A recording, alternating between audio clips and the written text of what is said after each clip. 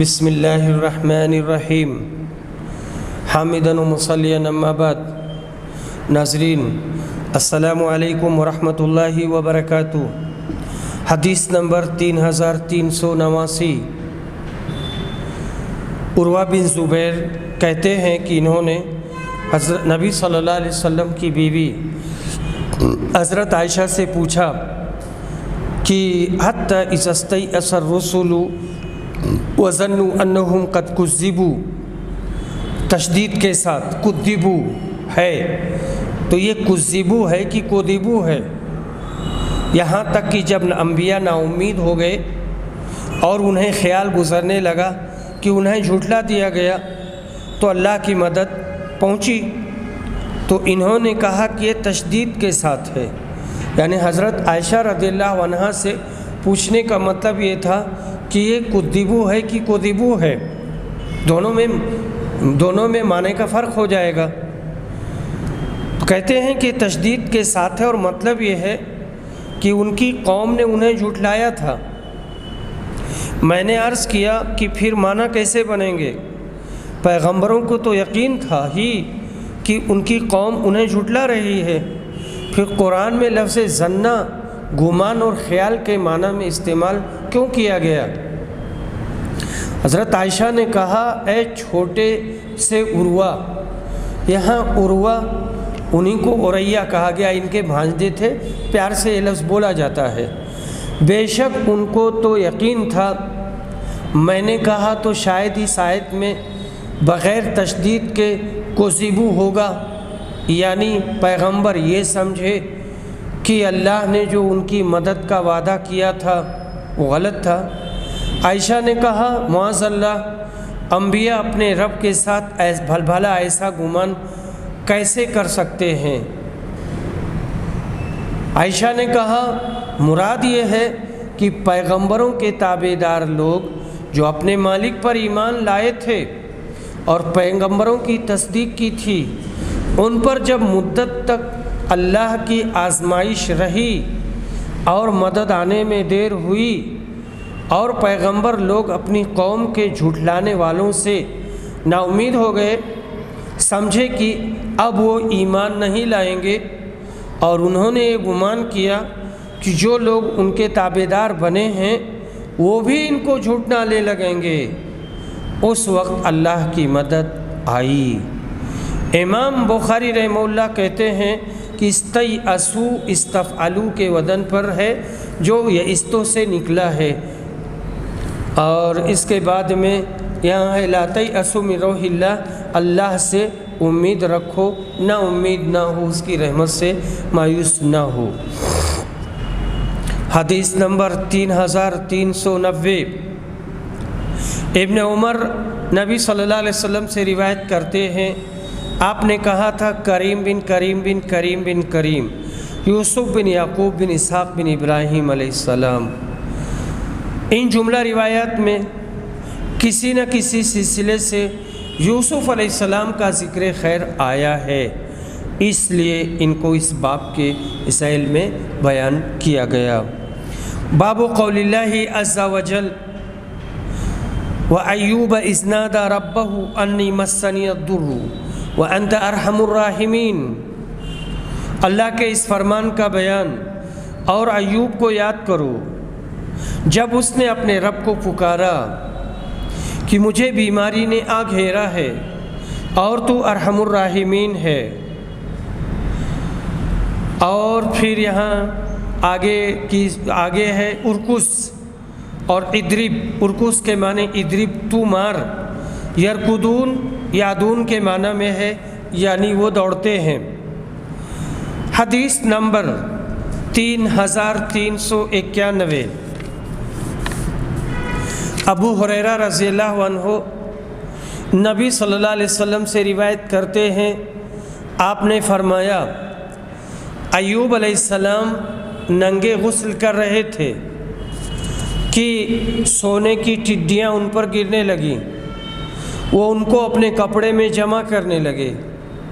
ان کے پروردگار نے ان کو پکارا کہ اے ایوب، جو کچھ تم دیکھ رہے ہو یعنی سونے کی ٹڈیاں، کیا میں نے تمہیں اس سے بے پرواہ نہیں کیا ہے؟ میں نے تمہیں کتنی دولت میں نے دے رکھی ہے۔ انہوں نے کہا ٹھیک ہے، صحیح ہے اے رب العزت، لیکن تیری برکت سے میں کسی طرح بے پرواہ نہیں ہو سکتا۔ کیسے میں بے پرواہ ہو سکتا ہوں؟ ہمیں تو اس کی حاجت ہی ہے۔ باب واذکر فی الکتاب موسیٰ انہ کان مخلصا وکان رسولا نبیا ونادیناہ من جانب الطور الایمن وقربناہ نجیا۔ اور مریم علیہ السلام کا بیان، اور یاد کرو کتاب میں موسیٰ کو کہ وہ چنا ہوا بندہ اور رسول و نبی تھا، اور ہم نے طور کی داہنی طرف سے انہیں آواز دی اور سرگوشی کے لیے انہیں نزدیک بلایا۔ کہتے ہیں واحد، تثنیہ اور جمع سب کے لیے لفظ نجی بولا جاتا ہے۔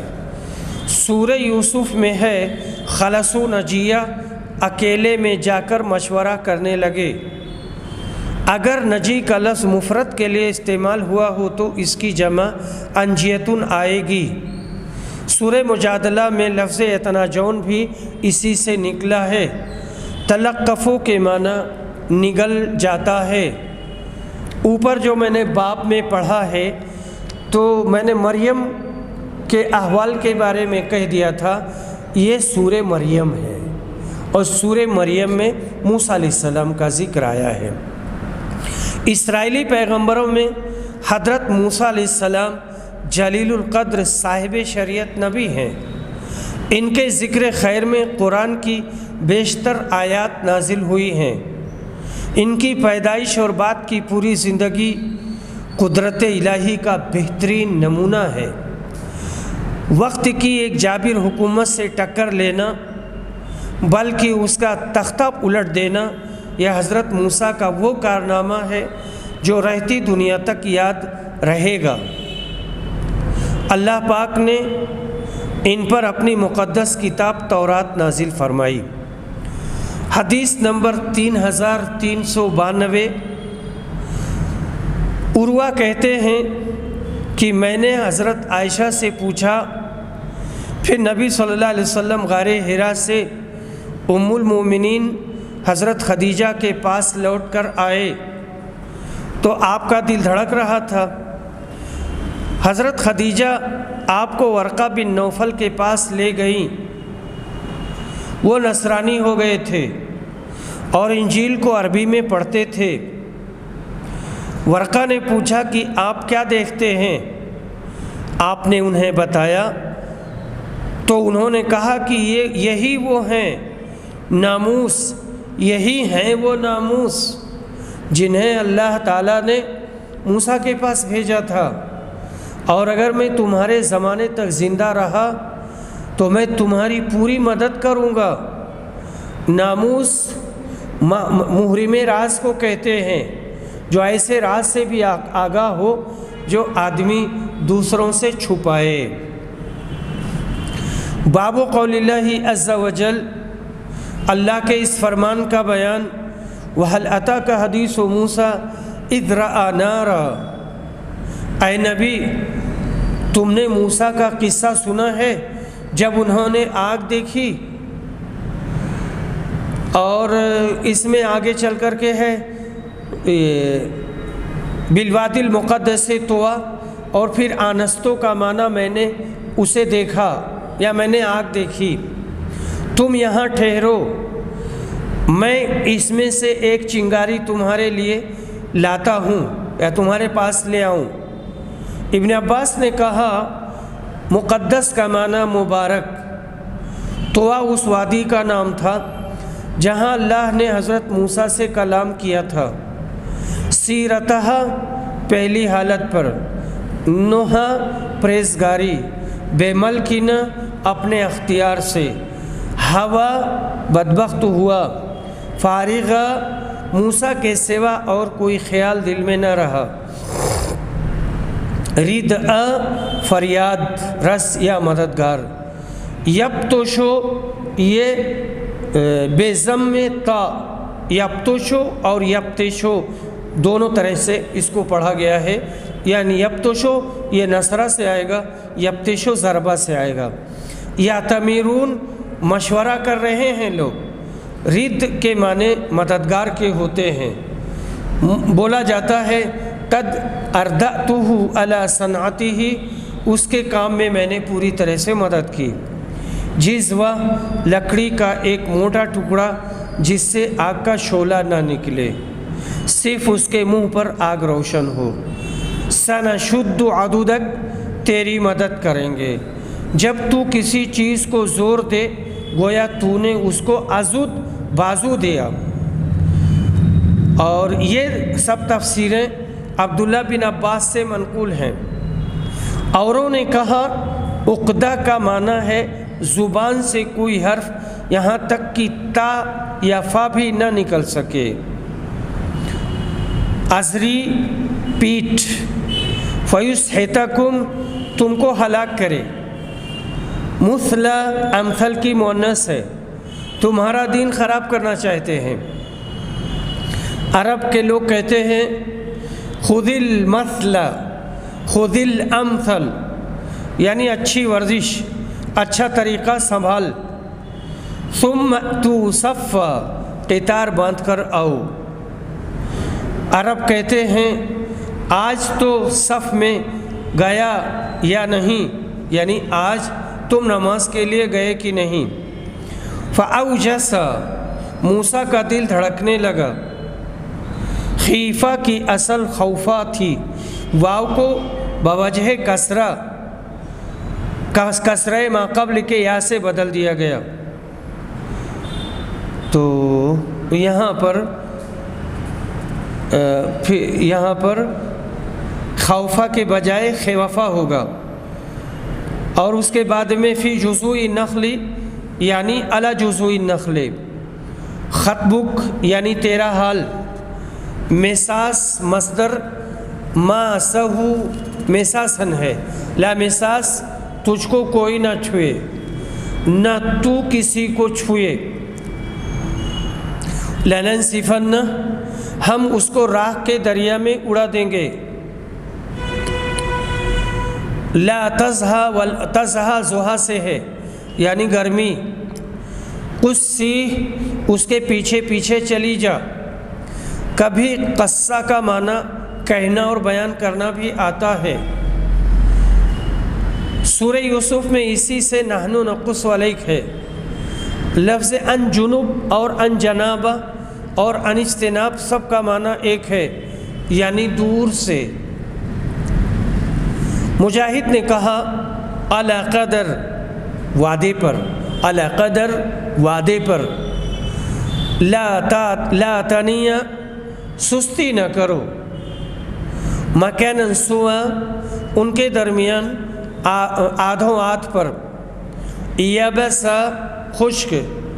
من زینت القوم، یعنی زیور میں سے جو بنی اسرائیل نے فرعون والوں سے مانگ لیے تھے۔ فقذفتھا، یعنی میں نے اس کو ڈال دیا۔ القا، بنایا۔ فنسیا، اس کا مطلب یہ ہے کہ سامری اور اس کے لوگ کہتے ہیں کہ موسیٰ نے غلطی کی، جو اس بچھڑے کو خدا نہ سمجھ کر دوسری جگہ چل دیا۔ یہاں پر خدا کا لفظ آیا ہے، یہاں اللہ ہونا چاہیے تھا۔ یہاں رب آیا ہے تو یہ اللہ ہے، خدا نہیں لکھنا چاہیے، اس لیے کہ جو اعلام ہوتے ہیں الاعلام لا تترجم، علم کا ترجمہ نہیں کیا جاتا ہے، اللہ کو ہر زبان میں اللہ ہی کہیں گے۔ اللہ یرجع الیہم قولا، وہ بچڑا ان کی بات کا جواب نہیں دے سکتا تھا۔ یہ گوسالے کے بارے میں نازل ہوئی ہے۔ امام بخاری رحمہ اللہ نے یہاں قرآن مجید کے بہت سے الفاظ کی وضاحت فرمائی ہے جو مختلف آیات میں بسلسلہ ذکر موسیٰ وارد ہوئے ہیں۔ قرآن پاک کا مطالعہ کرنے والوں کے لیے موقع بموقع ان الفاظ کا سمجھنا بھی ضروری ہے، اور ایسے شائقین کرام کے لیے بخاری کے اس مقام سے بہترین روشنی مل سکے گی۔ اللہ پاک ہر مسلمان مرد اور عورت کو قرآن پاک اور بخاری شریف کا مطالعہ کرنے اور غور و تدبر کے ساتھ ان کو سمجھنے کی توفیق عطا فرمائے۔ حدیث نمبر 3393، مالک بن ساسا روایت کرتے ہیں کہ رسول صلی اللہ علیہ وسلم نے ان سے اس رات کے متعلق بیان کیا جس میں آپ کو معراج ہوا کہ جب آپ 5ویں آسمان پر تشریف لے گئے تو وہاں ہارون علیہ السلام ملے۔ جبریل نے بتایا کہ یہ ہارون ہیں، انہیں سلام کرو۔ میں نے سلام کیا تو انہوں نے جواب دیا، خوش آمدید، خوش آمدید اچھے بھائی، اچھے نبی۔ اور اس کے بعد میں جو ہمارا باب آ رہا ہے، بابن، یہ باب اپنے پچھلے باب کے تابع ہے۔ وقال رجل مؤمن من آل فرعون یکتم ایمانہ الی قولہ من هو مسرف کذاب، سورہ غافر آیت نمبر 28۔ اور فرعون کے خاندان کے ایک مومن مرد نے کہا جو اپنے ایمان کو پوشیدہ رکھے ہوئے تھا، اور پھر آگے جا کر کے مسرف کذاب تک کی آیت ہے، اسے یہاں حذف کر دیا گیا ہے اختصار کے طور پہ۔ مومن مرد جو تھے ان کا نام شمعان تھا، شمعان۔ اس کے بعد یہاں آگے امام صاحب نے، امام بخاری رحمہ اللہ نے کوئی حدیث نہیں بیان کی ہے۔ باب قول اللہ عز وجل وَهَلْ أَتَاكَ حَدِيثُ مُوسَىٰ، سورہ طٰہٰ میں اللہ تعالیٰ کے اس فرمان کا بیان، اور کیا تجھ کو موسیٰ کا واقعہ معلوم ہے؟ اور سورہ نساء میں فرمایا اللہ کا کلام کرنا برحق ہے، جس پر ایمان لانا فرض ہے، اور اس میں قریت کرنا بدعت ہے۔ دیکھیے یہاں موسیٰ وَكَلَّمَ اللَّهُ مُوسَىٰ تَكْلِیمًا، اور اللہ تعالیٰ نے موسیٰ سے بات کیا، تو بات کرنا اللہ کی صفت ہے۔ تو اللہ تعالیٰ اپنی صفات میں سے جو چیز بھی ثابت کرتا ہے، یا رسول صلی اللہ علیہ وسلم جو چیز بھی ثابت کرتے ہیں، ہم اس کو مانیں گے، اس پر ایمان رکھیں گے۔ ہم اس کی تعویل نہیں کریں گے، اس کی تعریف نہیں کریں گے، اس کی تعطیل نہیں کریں گے، اور اس کی تشبیہ بھی نہیں کریں گے۔ وہ جیسے آئے ہیں، اللہ کی صفات جیسے آئی ہیں، ویسے ہی ہم مان لیں گے اور اس پر ایمان رکھیں گے۔ حدیث نمبر 3394، یہ حدیث متفق علیہ ہے۔ ابو ہریرہ رضی اللہ عنہ روایت کرتے ہیں کہ رسول صلی اللہ علیہ وسلم نے اس رات کی کیفیت بیان کی جس میں آپ کو معراج ہوا تھا، کہ میں نے موسیٰ کو دیکھا، وہ ایک دبلے پتلے سیدھے بالوں والے آدمی ہیں، ایسا معلوم ہوتا تھا کہ قبیلے شنوا میں سے ہوں۔ اسد اور شنوا یہ عرب کے کافی مشہور اور بڑے قبیلے رہے ہیں۔ اور میں نے عیسیٰ کو بھی دیکھا، وہ میانہ قد اور نہایت سرخ و سفید رنگ والے تھے، ایسے تر و تازہ اور پاک و صاف کہ معلوم ہوتا تھا کہ ابھی غسل خانہ سے نکلے ہیں۔ اور میں ابراہیم سے ان کی اولاد میں سب سے زیادہ مشابہ ہوں۔ رسول صلی اللہ علیہ وسلم کی مشابہت سب سے زیادہ ابراہیم علیہ السلام سے تھی۔ پھر 2 برتن میرے سامنے لائے گئے، یعنی رسول صلی اللہ علیہ وسلم کے، ایک میں دودھ تھا اور دوسرے میں شراب تھی۔ جبریل نے کہا کہ دونوں چیزوں میں سے آپ کا جو جی چاہے پیجئے۔ میں نے دودھ کا پیالہ اپنے ہاتھ میں لے لیا اور اسے پی گیا۔ مجھ سے کہا گیا کہ آپ نے فطرت کو اختیار کیا، دودھ آدمی کی پیدائشی غذا ہے، اگر اس کے بجائے آپ نے شراب پی ہوتی تو آپ کی امت گمراہ ہو جاتی۔ حدیث نمبر 3395، ابن عباس کہتے ہیں کہ نبی صلی اللہ علیہ وسلم نے فرمایا، کسی شخص کو یوں نہ کہو کہ میں یونس بن متیٰ سے بہتر ہوں۔ نبی صلی اللہ علیہ وسلم نے ان کا نام ان کے والد کی طرف منسوب کر کے کہا کہ یونس بن متیٰ سے میں بہتر ہوں۔ ہو گئی تھی ان سے غلطی اور اللہ کے حکم کا انتظار کیے بغیر چلے گئے تھے، لیکن کسی کو کچھ کہنے کا اختیار نہیں ہے اور نہ ہی ان پر کوئی تنقید کرنی چاہیے۔ یہ حدیث متفق علیہ ہے۔ اور 3396 نبی صلی اللہ علیہ وسلم نے شب معراج کا ذکر کرتے ہوئے کہا، موسیٰ گندم گوں اور دراز قد کے تھے، یعنی ان کا رنگ گیہواں تھا اور لمبے قد کے تھے، ایسا معلوم ہوتا تھا جیسے قبیلہ شنوا کا کوئی آدمی ہو۔ اور فرمایا عیسیٰ گھنگھریالے بال والے اور درمیانہ قد کے تھے۔ اور رسول صلی اللہ علیہ وسلم نے داروغ جہنم مالک کا بھی ذکر فرمایا اور دجال کا بھی۔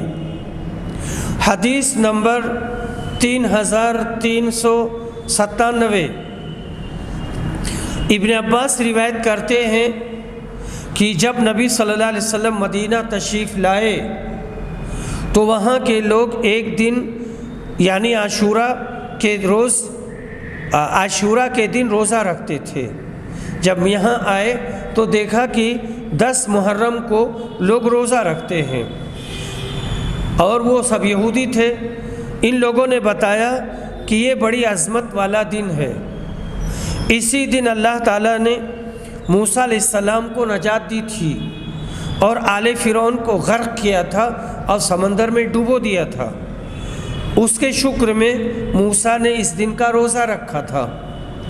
نبی صلی اللہ علیہ وسلم نے فرمایا، میں موسیٰ کا ان سے زیادہ قریب ہوں۔ چنانچہ آپ نے خود بھی اس دن کا روزہ رکھا اور صحابہ کو بھی اس کا حکم فرمایا کہ تم لوگ بھی اس کا روزہ رکھو۔ نبی صلی اللہ علیہ وسلم نے کہا کہ میں تم لوگوں سے زیادہ حق رکھتا ہوں، ان سے زیادہ قریب، کیونکہ نبی صلی اللہ علیہ وسلم نے تورات پر ایمان رکھا اور موسیٰ علیہ السلام کے بارے میں اللہ تعالیٰ نے جو تعلیمات دی تھیں اس پر ایمان لائے، اسے قبول کیا۔ اور ان لوگوں نے شریعت موسوی میں تبدیلی کی تھی اور تورات میں بھی تبدیلی کر دی تھی، تو رسول صلی اللہ علیہ وسلم زیادہ حق رکھتے تھے اور ان سے زیادہ قریب تھے۔ ان جملہ مرویات میں حضرت موسیٰ کا ذکر خیر وارد ہوا ہے۔ احادیث اور باب میں یہی وجہ مناسبت ہے۔ باب قول اللہ عز وجل، اللہ کے اس فرمان کا بیان، وَوَعَدْنَا مُوسَىٰ 30 لَيْلَةً وَأَتْمَمْنَاهَا بِعَشْرٍ فَتَمَّ مِيقَاتُ رَبِّهِ 40 لَيْلَةً وَقَالَ مُوسَىٰ لِأَخِيهِ هَارُونَ اخْلُفْنِي فِي قَوْمِي وَأَصْلِحْ وَلَا تَتَّبِعْ سَبِيلَ الْمُفْسِدِينَ وَلَمَّا جَاءَ مُوسَىٰ لِمِيقَاتِنَا وَكَلَّمَهُ رَبُّهُ قَالَ رَبِّ أَرِنِي أَنظُرْ إِلَيْكَ قَالَ لَن تَرَانِي۔ اور ہم نے موسیٰ سے 30 رات کا وعدہ کیا، پھر اس میں 10 راتوں کا اور اضافہ کر دیا، اور اس طرح ان کے رب کی میعاد 40 راتیں پوری کر دیں۔ اور موسیٰ نے اپنے بھائی ہارون سے کہا کہ میری غیر موجودگی میں میری قوم میں میری خلیفہ رہو اور ان کے ساتھ نرم رویہ رکھنا اور مفسدوں کے راستے پر نہ چلنا۔ پھر جب موسیٰ ہمارے ٹھہرائے ہوئے وقت پر ایک چلہ کے بعد آئے، چلہ یعنی 40 رات یا 40 دن، اور ان کے رب نے ان سے گفتگو کی تو انہوں نے عرض کیا، میرے پروردگار مجھے اپنا دیدار کرا کہ میں تجھ کو دیکھ لوں۔ اللہ نے کہا تم مجھے ہرگز نہ دیکھ سکو گے۔ عرب لوگ بولتے ہیں دکہ، اسے ہلا دیا، اور اسی سے ہے سورہ حاقہ میں فدکتا دکتوں واحدہ۔ تثنیہ کا صیغہ اس طرح درست ہوا کہ یہاں پہاڑوں کو ایک چیز فرض کیا اور زمین کو ایک چیز، تو پہاڑ ایک اور زمین ایک تو دو ہو گئے۔ قاعدے کے موافق یوں ہونا تھا فَدُكِكْنَا۔ اس کی مثال وہ ہے جو سورہ انبیاء میں ہے، اِنَّ السَّمَاوَاتِ وَالْأَرْضَ كَانَتَا رَتْقًا، اور یوں نہیں فرمایا كُنَّا رَتْقًا، حالانکہ قیاس یہی چاہتا تھا۔ رتقن کے معنی جڑے ہوئے، ملے ہوئے۔ اشربو، یہ سورہ بقرہ میں ہے، اس شرب سے نکلا ہے جو رنگنے کے معنی میں آتا ہے۔ جیسے عرب کہتے ہیں ثوب مشرب، رنگا ہوا کپڑا، اور نتقنا کا معنی ہوتا ہے ہم نے اٹھا لیا۔ حدیث نمبر 3398، ابو سعید خدری روایت کرتے ہیں کہ نبی صلی اللہ علیہ وسلم نے فرمایا، قیامت کے دن سب لوگ بے ہوش ہو جائیں گے، پھر سب سے پہلے میں ہوش میں آؤں گا اور دیکھوں گا کہ موسیٰ عرش کے پایوں میں سے ایک پایا تھامے ہوئے ہیں۔ اب مجھے یہ معلوم نہیں کہ وہ مجھ سے پہلے ہوش میں آ گئے ہوں گے، یعنی یہ بے ہوشی نہیں کیے گئے ہوں گے، یا بے ہوشی نہیں کیے گئے ہوں گے، بلکہ انہیں کوہ طور کی بے ہوشی کا بدلہ ملا ہوگا کہ چونکہ طور پر بے ہوش ہو گئے تھے اس لیے پھر انہیں بے ہوش نہیں کیا جائے گا۔ حدیث نمبر 3399، متفق علیہ، ابو ہریرہ رضی اللہ عنہ روایت کرتے ہیں کہ رسول صلی اللہ علیہ وسلم نے فرمایا، اگر بنی اسرائیل نہ ہوتے، سلوہ کا گوشت جمع کر کے نہ رکھتے تو گوشت کبھی نہ سڑتا، اور اگر حوا نہ ہوتی اور حضرت آدم سے دغا نہ کرتی تو کوئی عورت اپنے شوہر کی خیانت کبھی نہ کرتی۔ یہ دونوں کا اپنا خاص معنی ہے۔ مطلب یہ ہے کہ گوشت جمع کرنے کی عادت بنی اسرائیل میں پیدا ہوئی، پس گوشت سڑنا شروع ہو گیا۔ اگر یہ عادت اختیار نہ کی جاتی اور گوشت کو بر وقت کھا لیا جاتا تو اس کے سڑنے کا سوال ہی پیدا نہ ہوتا۔ اسی طرح حضرت حوا حضرت آدم سے دغا نہ کرتی تو ان کی بیٹیوں میں بھی یہ خو پیدا نہ ہوتی۔ اللہ پاک منکرین حدیث کو سمجھ دے کہ فہم حدیث کے لیے عقل سلیم سے کام لے۔ انہوں نے حضرت حوا نے آدم علیہ السلام کو سمجھایا تھا اور آدم علیہ السلام سے کہا تھا وہ پھل کھانے کے سلسلے میں، بس یہی اتنی سی بات تھی۔ باب طوفان من السیل ویقال للموت الکثیر الطوفان۔ سورہ اعراف میں طوفان سے مراد سیلاب کا طوفان ہے، بکثرت اموات کو بھی طوفان کہتے ہیں۔ قمل اس چچڑی کو کہتے ہیں جو چھوٹی جوں کے مشابہ ہوتی ہے۔ حقیق بیمانہ لازم، سقطہ نادم ہوا، جو شخص شرمندہ ہوتا ہے اس کے لیے عرب لوگ کہتے ہیں سقطہ فی یدی، گویا وہ اپنے ہاتھ پہ میں گر پڑا۔ وآخر دعوانا الحمد للہ رب العالمین۔